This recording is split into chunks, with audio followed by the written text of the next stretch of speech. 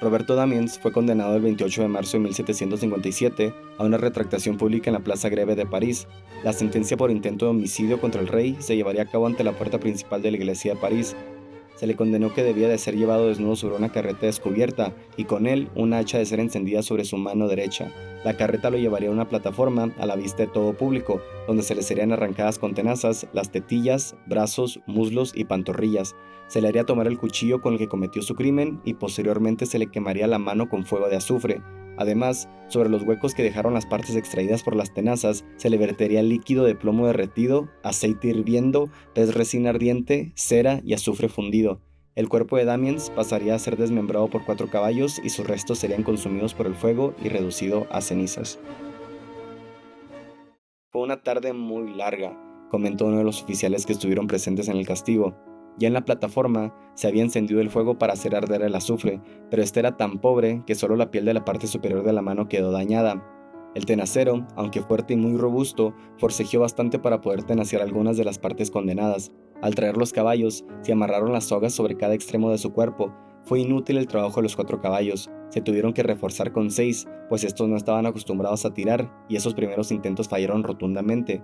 Aún con 6 caballos, el trabajo por parte de la caballeriza no funcionó, y así el verdugo optó por intervenir para echar las coyunturas y los nervios que quedaron por desmembrar del cuerpo de Damiens.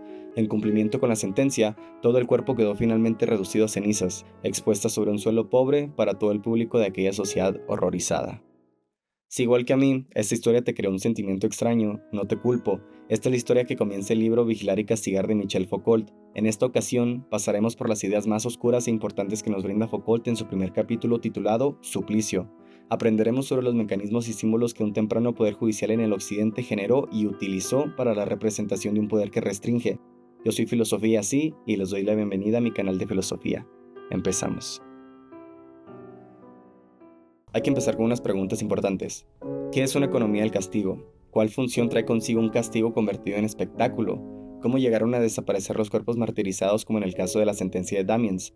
¿Cómo pasa a ser la ejecución de la pena del espectáculo a ser parte de un sector administrativo mantenido bajo secreto? Por último, ¿en qué fundamento se sostiene hoy la justicia moderna?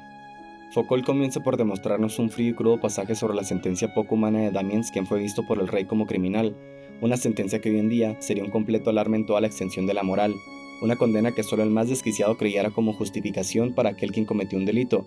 Foucault redacta: es feo ser digno de castigo, pero poco glorioso el castigar. ¿Cómo pasa a ser esto nuestra idea actual sobre los límites de lo que un criminal merece? ¿De dónde surge una nueva teoría judicial que cambiaría toda una economía del castigo? Avancemos un poco en el tiempo. 75 años después del castigo de Damiens, en el mismo territorio francés, Foucault nos resume el reglamento de Léon Faucher dirigido para la Casa de Jóvenes Delincuentes de París, lugar donde jóvenes, ya clasificados como criminales, debían respetar y seguir al pie la letra de este reglamento, una pieza de ley que no se fundamenta en castigos brutales, sino más bien en una reformación buscada entre disciplinas y vigilancias.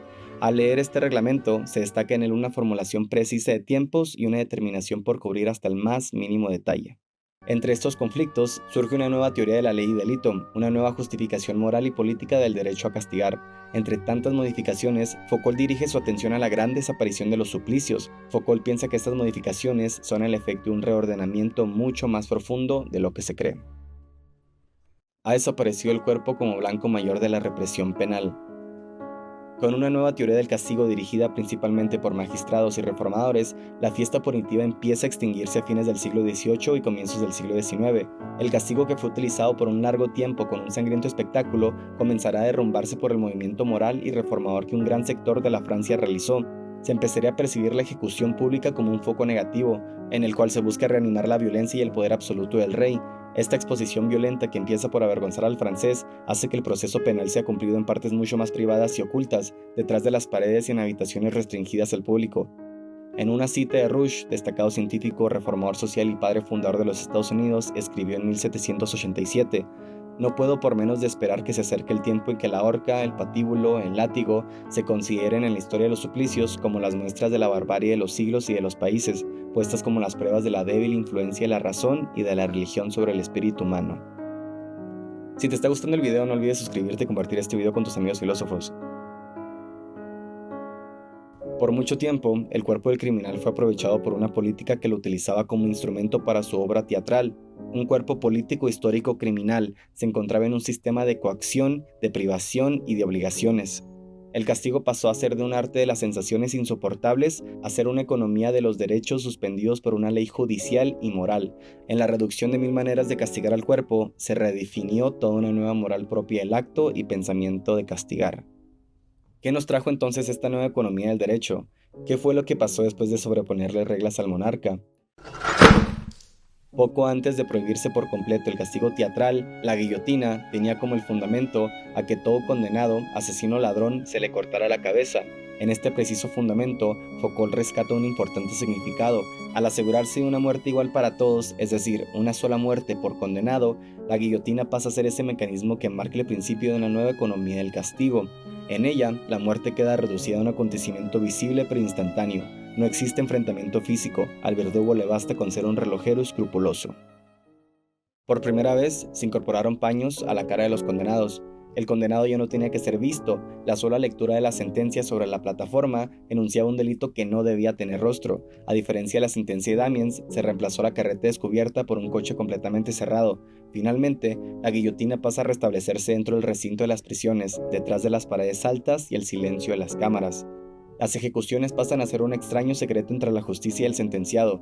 Comienza entonces, a principios del siglo XIX, a desaparecer este gran espectáculo de la pena física y se comienza a excluir el aparato teatral del sufrimiento humano. Foucault denuncia este efecto como la entrada a una era de la humanidad a la sobriedad punitiva. Llegando a este punto del libro, para Foucault surge la pregunta más importante hasta este momento sobre la teoría jurídica. ¿Sobre qué debe de castigar ahora el poder punitivo? Foucault responde esta pregunta teórica con una explicación precisa. Puesto que ya no es el cuerpo, es el alma. La expiación que causa estragos en el cuerpo debe de suceder en un castigo que actúe en profundidad sobre el corazón, el pensamiento y la voluntad, es decir, las disposiciones humanas. El aparato de la justicia punitiva debe morder ahora en esta realidad sin cuerpo. Toda esta nueva teoría sería convertida en un conjunto de diagnósticos, pronósticos y juicios apreciativos referentes a las disposiciones humanas. En el Código francés de 1810 se dice que no hay ni crimen ni delito si el infractor se hallaba en estado de demencia en el momento del acto delictivo. Por ende, se le era imposible declarar a alguien culpable y loco. A los dementes se les empezó a encerrar, no con el fin de castigarlos, sino más bien con el fin de cuidarlos y controlarlos, de mantenerlos lejos de repetir un delito nuevamente. Este tipo de consideración por el hombre demente hizo que fuese requerido un diagnóstico clínico y psiquiátrico para así acentuar una sentencia adecuada a cualquier criminal. Esto hacía que la sentencia naturalmente implicara juicio sobre una normalidad humana. La ley termina no solamente teniendo el efecto legal punitivo, pero también existirá muy en el fondo de ella el efecto normativo. En su aparición y autoridad indicará una línea real sobre lo que el humano es o se espera de él. Foucault llama a esta normalización una prescripción técnica, inscrita en un castigo que trate de generar una normalidad en el individuo criminal. El juez de nuestros días hace algo muy distinto que juzgar.